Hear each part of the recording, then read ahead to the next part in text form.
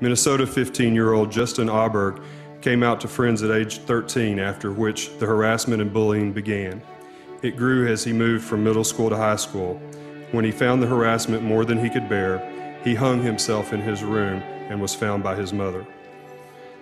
Classmates started teasing and name-calling Seth Walsh in the 4th grade. It continued through his middle school years, where other students told him the world didn't need another queer and that he should, quote, go hang himself. On September 18th, after being threatened by a group of older teens, he went home, threw a noose around a tree branch, and he did just that. My mother, the first thing she said was, well, is this a phase? Do you think it's a phase? And she said, I don't think we should tell your father. You know, it escalated, and he asked for my ID. And of course, I felt scared of him, so I pulled out my ID, and it had an F on it, and I felt very ashamed and embarrassed and really degraded, and I felt really powerless handing him my ID and he looked at it and said, see, get out. And to every young person out there, you need to know that if you're in trouble, there are caring adults who can help.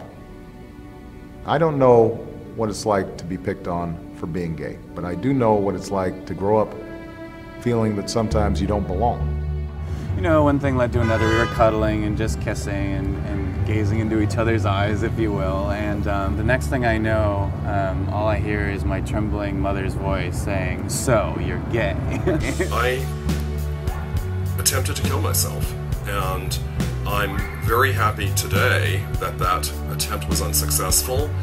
But at the time, it's all that I could contemplate. I thought I need to end things right now. And I have to tell you, when I woke up the next morning after taking more than 100 pills, I was in a whole other level of despair. I thought, I shouldn't be here. I wasn't bullied, but it was because I tried so hard to fit in. And I regret that. I regret not just being who I was more and just, but it's hard. It's hard to do that sometimes. I've been called every name under the sun. I've been called faggot, homo, sissy, ugly black drag queen, tragic tranny, baboon lips, liver lips, little black Sambo, Gatorade, you name it, I've been called it. But you know what I did?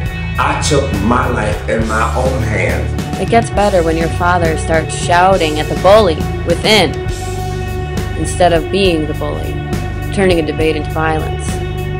When parent and teacher see one another in the mirror and know the power of their hate and their love. If you don't give power to the words that people throw at you to hurt you, they don't hurt you anymore. And you actually have power over those people.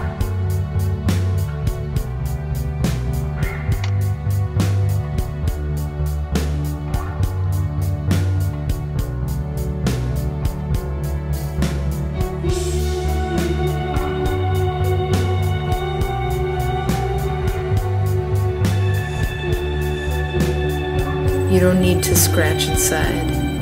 Just please, hold on to your pride.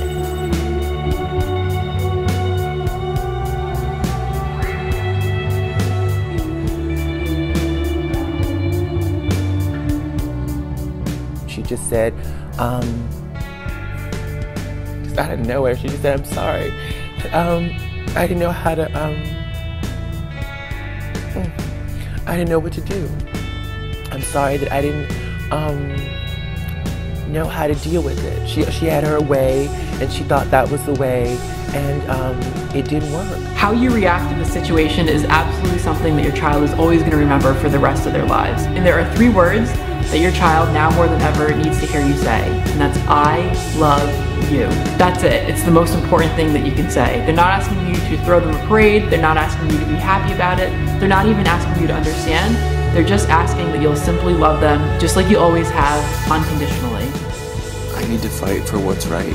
I need to fight for what I believe in, and I can't just stand back anymore.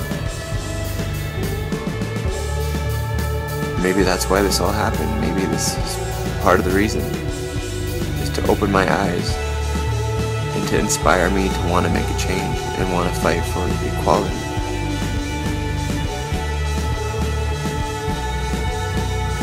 I just don't know if people will listen.